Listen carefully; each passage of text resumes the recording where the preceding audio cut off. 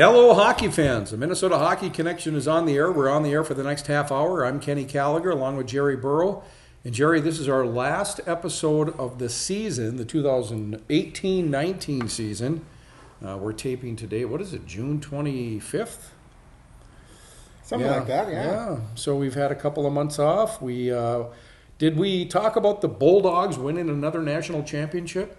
I think we did one time. Can we talk about it again? Yeah, well, we're going to go over real quick over all the winners of every level in Minnesota hockey, from the pros to down to the peewees, okay? But we'll talk a little more about Bulldogs and Wild. Well, let's talk about the Bulldogs, because I've got some details right here. They're champions again. The UMD Bulldogs won their third national championship, second consecutive, on April 13th in Buffalo, New York. They beat UMass 3-0.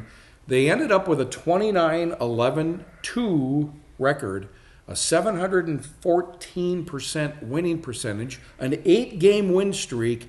They were 7-1 at neutral sites. And, I quoted Jack Morris, Hall of Fame pitcher Jack Morris. He said, "Winning lasts a lifetime." And this championship, just like the other ones, will last a lifetime for all of these players. And now we know, of course, that some of these players are gone and won't be back next year. Riley Tufte and some others. Mikey Anderson, yeah. He went to the Kings. We heard that some of these players have left. But you still got a good chunk of these guys coming back. The goaltender, Hunter Shepard. Well, so far, it's not, it's not over yet. Something can happen. Sure. But it looks pretty good for the back end. They're only losing one player from the back end. So their D is going to be very good if they all come back like it looks right now. Perinovich is back. Perinovich, Sandberg, Wolf, and we got Matt Anderson, Louis Rail. Who was the defenseman that we lost? We lost Mikey Anderson. He left early. Yep. And then plus we got a National Hockey League draft pick coming in, Will Francis. He played at Centennial, and then he left his senior year in high school and played in, I think it was Cedar Rapids in the USHL. Well, we've got a lot to cover. We'll get to some NHL draft. We've got a lot of things that took place. Scott Sandlin, UMD head coach Scott Sandlin, agreed to a 4-year contract extension that will keep him behind the bench through the 24-25 season. He interviewed this offseason with the Anaheim Ducks. And Sandlin concluded his program record 19th season with the Bulldogs. Again, their second consecutive championship, third national title since 2011, all under Sandlin. Sandlin is the winningest coach in UMD history. He's won more games than any other NCHC coach in his 6 seasons. This agreement further extends the exceptional leadership of Scott Sandlin and his staff, according to Josh Burlow, who is the athletic director there. And good for Scott. Yeah, doesn't seem like he's been around 19 years. But, it seemed like yesterday it was Mike Sertage. Yeah. Just seemed like 19 years. Boy, does time go by fast. Yeah. But, hey, hats off. Scott's doing a great job. He changed this program around the last few years where he's getting a lot of mixture from little Canadian, a few Canadians.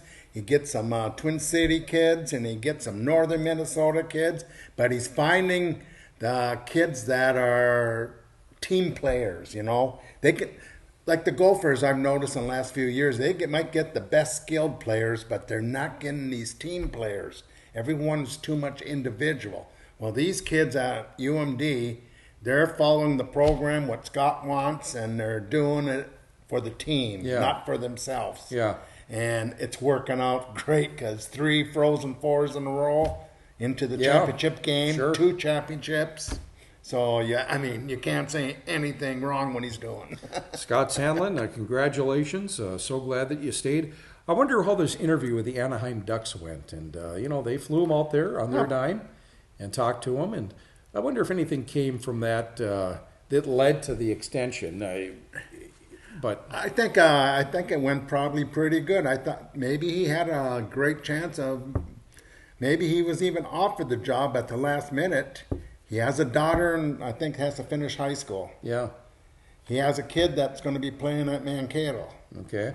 And I don't know if you want to go to that fast life out in Southern California, too. But the money, but sometimes it's not all about money, but UMD gave him a raise. The money he's making here in Duluth is a very good salary. Right. Yeah, he could be up in the $1 million range salary-wise. Right. But sometimes that's And not the important stuff. And It's I'll like tell you say, one the thing. kids and where you're from, in where you're at. pro hockey coaching, I tell you what, it's a tough job. I think the average coach lasts 2-3 years at the most. So Speaking of coaches, after 3 seasons as the head coach at St. Olaf, Mike Yeah. Eaves accepted a job as the head coach of the AHL's Cleveland Monsters. right, Eaves was named St. Olaf's head coach on May 27th, back in 2016, after 14 seasons as head coach at Wisconsin, where he led the Badgers to the national title in 2006, a national runner-up finish in 2010. In his playing days, Mike Eaves was a 2-time All-American selection at Wisconsin, and he remains the Badgers' all-time leading scorer with 267 points. He was a member of the 1977 National Championship team, went on to play 7 seasons in the NHL with Minnesota, the North Stars, and the Calgary Flames. He's won an NCAA championship, a World Junior Championship gold medal, and developed numerous players that have gone on to play in the NHL and over the course of his 30-year coaching career. And that was Chris Clark, who's the GM at Cleveland. And he said he brings a great passion and experience to our organization. He's looking forward to having him develop their players and bring the Calder Cup back to Cleveland. So Mike Eaves leaving St. Olaf, going to Cleveland of the AHL. And then how about Steve Rolick? He signed a contract extension with Ohio State. That runs through 2023-24. doing a great job there. Through his first 6 years at the helm of the program, Rolick has led the squad to a Big Ten championship, 3 NCAA berths, and a Frozen Four appearance. Rolick is a St. Paul native and former Wisconsin Badger. Right. Well, great for both of them. I remember talking to Eaves on after he won the championship in 2006, and then on that team, championship team, they won it in Milwaukee. So a lot of Badger fans. Is that where it was? Yeah. Who did they beat, Jer? Ah, boy, who was it? Was it a Boston team? I think it was. Yeah. I think it was. I think they played Notre Dame and then Boston. College or university, I don't remember, but okay. Yeah.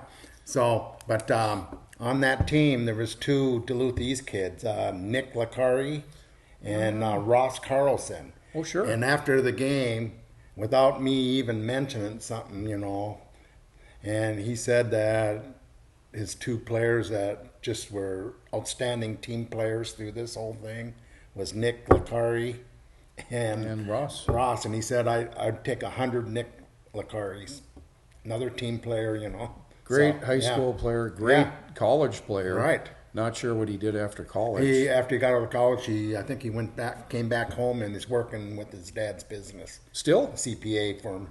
Good for him. Yeah. Yeah, he was a fun high school hockey player to watch. Small little kid, but Nick a little Lacari. bulldog. Wow. Yeah. Nick. Yeah. So great. Hey, I was just going over. Let's get to the pro draft, okay? Yeah. And I was just going over some stats on this pro draft. Here's some numbers that came out. This is just off the computer, so there might be a few mistakes, a little bit off, but I think most of them are pretty good. 2 UMD players got drafted. 10 incoming NCHC players got drafted. Who are the 2 UMD players? Will Francis and this kid from Calgary, Quinn Olson. Okay, let's talk about this kid from Calgary. Is he going to be here for any Yes. length of time, or is he going to come here and melt the ice and be a one and out? I say he'll be here at least 2 Okay. years, 3 years. Okay. Most of them do. Sounds like a dynamic player. But here's the shocker to me. The USHL is the top junior league in the United States. It's the only tier 1 program in juniors in the United States too. Yeah. 52 players from that league got drafted. That's amazing. Yeah. Okay, we got 12 Minnesota natives that got drafted. We got, and look at this, Edina, the last 9 years of the draft, there was a Edina player drafted. That's amazing to me.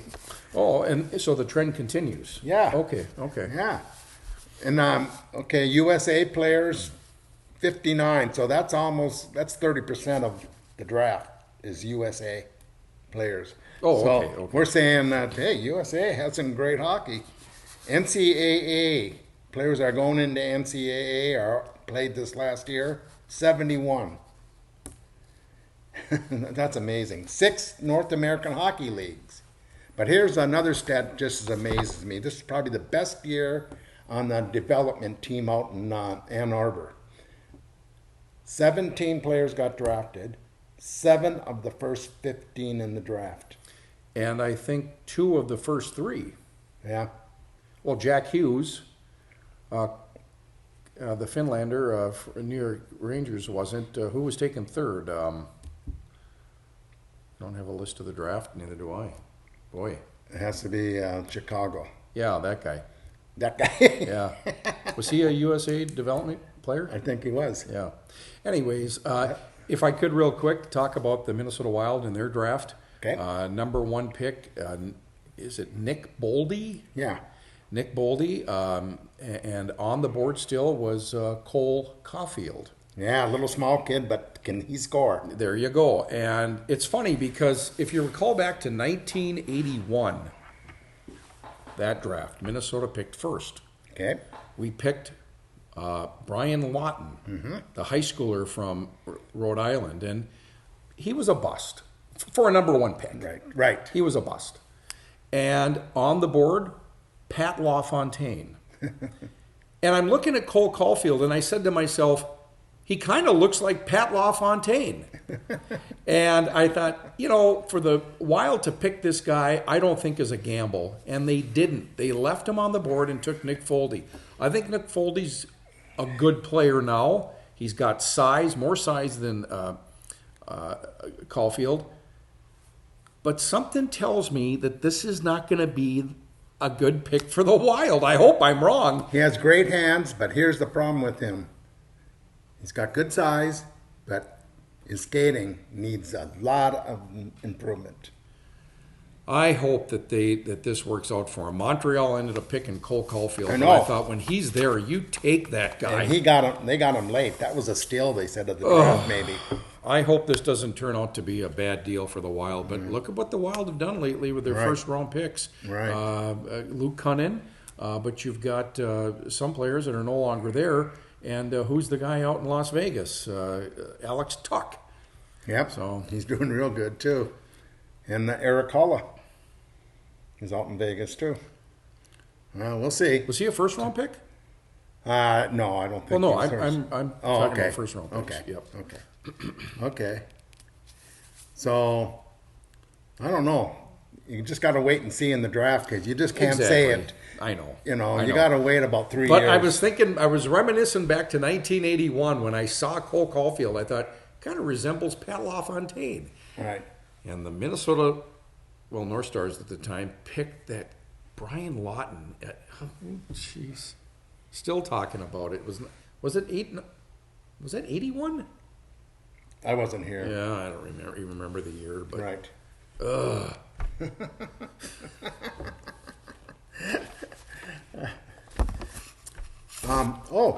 Did you know this coming year the Hockey Day Minnesota is going to be in Minneapolis? Yeah. So, what's the rink? What rink in Minneapolis? I think they're going to build it over by where the Parade Arena is. In case something goes wrong, they can go inside the Parade Arena, and that's where the Minneapolis schools play their games. And so, well, let's stay on this draft. What did you think of this draft as far as the players that Minnesota took? Do you have a list of some of the players there? I thought maybe you would gather some. No, I didn't make a All list, right. but I thought it was kind of strange they took 2 goalies. Well, there was, I can't remember the website, and they graded all the teams picking, and Minnesota got a bad grade. I think they got a D. Okay, I've seen a lot of grades in the D to A Yeah, minus, you know to what? B plus. And I agree with you somewhat, but I just there was nothing in this draft to me that exploded. I think they blew it by not taking Cole Caulfield. I hope I'm wrong. I don't think I am, but I think they could have done better there. And then maybe you just have to trust Paul Fenton. He's done well in drafts. Of course, he comes here from Nashville, but and to see Chuck Fletcher with Philadelphia was a bit odd. They got a kid from Minnesota. There might be a steal. He was supposed to go in the first round. They had him anywhere from 19th to 29th, and he went in the second round right away. But Bobby Brink. Oh yeah. Played on the championship team for Minnetonka, and then he played in juniors last year. So I think Philadelphia. Yeah, I can't get off of this Cole Caulfield thing. I just a Stevens Point, Wisconsin kid.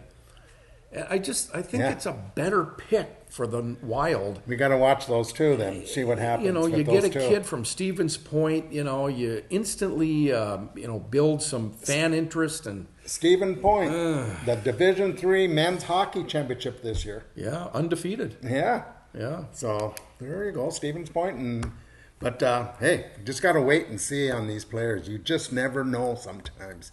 But one thing with the Wild, being in the home state, you'd think they'd have 10 times more looks at these high school kids in this state. Yeah. And I think they made a mistake by not taking Donovan in the third round.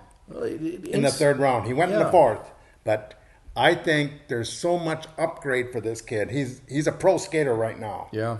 The thing is, he's not strong enough. He doesn't get to the net, but he sees the ice and he can pass that puck. If you can find someone that, your little boy, Cole, you can get him. Donovan will give him the puck and the kid will score. Well, we'll see what happens. Yeah, but, we're going to see, but I think the Wild could have made that pick and actually had it work out for him better than Boldy. I don't want to take anything away from Boldy, but we'll see. Jason Zucker claimed the King Clancy Memorial Trophy. The award goes to a player who best exemplifies leadership qualities on and off the ice and has made a noteworthy humanitarian contribution. And I want to talk about what I heard about some trade rumors with Jason Zucker. Right. The latest is the Washington Capitals. But apparently it sounds like there was a deal in place with Pittsburgh with and Kessel. Minnesota getting Phil Kessel. Right. But Minnesota was on one of the no-trade teams for Phil Kessel. He doesn't want to come here. Yeah. And Toronto, there's talks right now with Toronto too. But here's the thing, this is where I got some problems with Fenton. I think he threw him under the truck. Yeah. Like under the Zamboni. Yeah. And now his wife is making comments on Twitter or whatever, and like he's not wanted at all. You don't feel wanted when what he's doing. Zucker's in every trade thing. Negotiation. And there's been 2 or 3 that have been denied already because the other side decided not to come here. They want a championship now, a lot of players say. They don't want to go to a team that's rebuilding. Well, look at the trades he made during the season last year. These things haven't worked out for us. Rask. Most of those players. The other ones, the trade he made with Nashville, letting Granlund get away. I don't know if that's such a good. They got a young kid. Yeah, but who knows? Is that a good trade? I don't know. But again, Jason Zucker, will he be here next season? Probably not. Probably not. Yeah. He probably doesn't even want to be here. Well, his wife doesn't sound too happy, according to something she's a Minnesota girl. Yeah, there's some things she said on social media weren't too promising. We got to talk about the Stanley Cup chair. The St. Louis Blues defeated Boston Bruins in 7 games, and they hoisted that Stanley Cup. Now, the St. Louis Blues came into the league in 1967, the same year the Minnesota North Stars did. And I know that the Minnesota Wild came in 2000, and they're without a Stanley Cup, and that Dallas was Minnesota. But Minnesota fans are still looking for a Stanley Cup champion. And I was so happy to see St. Louis win that cup. Right. You know, would it have been nice if Boston would have won it? Yeah, for Carson Kuhlman, the Stanley Cup would have come back to Duluth. Certainly Esko, and you feel bad for him. But overall, I thought this was a great Stanley Cup. And St. Louis, my goodness, Ryan O'Reilly, MVP, took home the MVP trophy. And who let him go? What was the team that let Ryan O'Reilly go? Well, what was it? It wasn't. Was it Toronto or Ottawa? No. No? Okay. I thought you'd know, but... There's too many names, too many yeah, trades, okay, too all many right. switches. Well, anyways, the St. Louis Blues Stanley Cup champs, and I'm glad. I think it's good for hockey. The first time that that team, that city, those fans get to enjoy that. You know, Boston's won cups in the past, and how fitting is it that St. Louis never won a Stanley Cup game? They had been in previous Stanley Cups, most recently 1970, when the Boston Bruins swept the St. Louis Blues on a goal by Bobby Orr. Iconic photograph. He's still flying in the air. And so a little sweet revenge there. And My favorite player of all time. I feel bad that Carson Kuhlman's name isn't on the Stanley Cup this go around, but he's young. He's got a lot of time ahead of him. Right. And Boston still has a lot of good players on that team that got some good years left. And they got a great goalie, and hey, who knows? Charlie Coyle, traded by Minnesota to Boston, and he came oh so close to getting the There's cup. another Minnesota player that didn't play on that team. Plus, they have two people in the front office. One's in scouting, Mike McGraw. He's For scout. Boston? Yes. Yeah. And then Jamie Langenbrunner, Cloquet. He's player development. For Boston? Yes. Okay. Well, of course, we saw Brett Hull in some of those Ooh, games Brett. at St. Louis. Brett is a happy boy, isn't he? Didn't see He's much of having- him after Game 7 when they won it, but he's got to be excited. You know, I thought it was kind of neat to see former player Al McInnes, who's now a development assistant or whatever with St. Louis, hoist that cup. Al McInnes was always one of my favorite players. Used to have the hardest shot in the NHL. Yeah. But, you know, and sometimes it's those sideline stories that are so telling. But I'm very, very happy that St. Louis won this because I'm not a fan of the Boston Bruins. Right. First time. See, I mean, I will say, hey, why aren't you going with the Minnesota people on Boston? Says, well, Boston's won so many times in every sport. I want St. Louis. They haven't.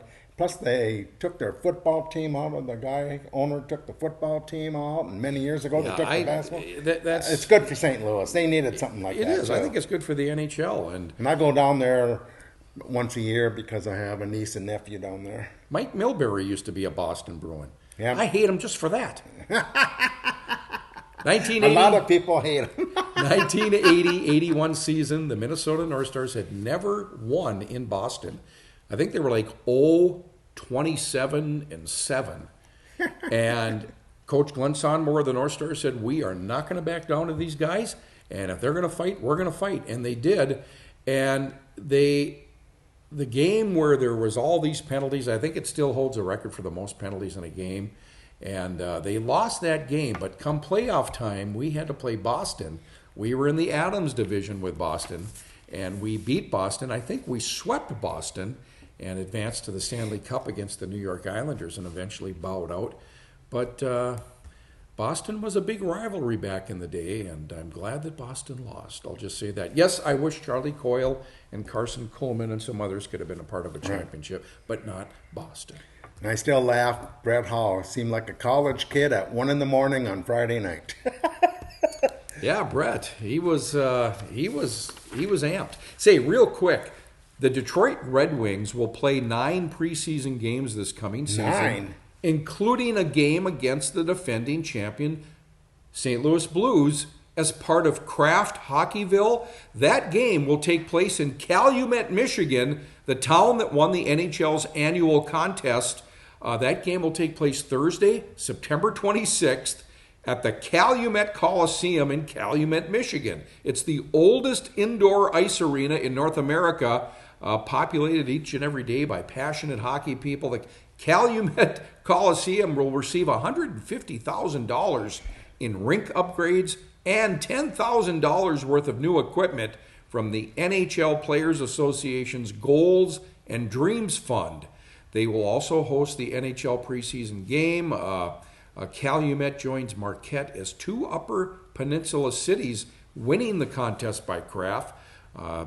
Eagle River Sports Arena in Wisconsin finished as the runner-up, earning the second place prize of $30,000. The Wex in Cadillac and the Bernex Pepsi Arena in Sartell, down by St. Cloud, will both receive $10,000. But September 26th, the NHL preseason game, Detroit Red Wings, St. Louis Blues in Calumet, Michigan. There you go. Nice. Hey, I got our good friend, Jerry DeMail. Yeah. He runs the Duluth Heritage Center. He got it back to life after they had some trouble there the first year, 2 years there, and he came in and took over, and he got that place running good, and it's in the black now. Good. And so they're doing good. He's finally retiring. He's going to retire this Friday. So congratulations to Jerry, and great job, and good friend of ours. Yeah. So when's he leaving? This Friday is his last day. Wow, Jerry. Yeah. A little bit of notice on that, man. Right.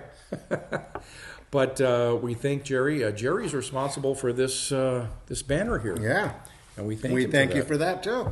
And fond memories. Maybe we can talk to Jerry. But We'll after get retirement, we'll get him next season. And speaking of next season, this is the last show of this season. We've taken off the past couple of months, but thought we had to come back and talk about the Stanley Cup champion St. Louis Blues, the college champion UMD Bulldogs, The draft. some of the things in the draft, and final thoughts, Jerry. Next year it looks like a big season in hockey, high school, college. I see a lot of improved teams, and it's going to be fun on the ice. The crystal ball tells a lot. We want to thank the staff at PACT-TV, where this program is produced, and we want to thank the listeners and the viewers, and check us out on YouTube. We have a YouTube channel. Find us on Facebook and like us there, and we'll be back next season sometime around September, end of September, and we'll talk more hockey then. We'll drop the puck next season. We'll see you then.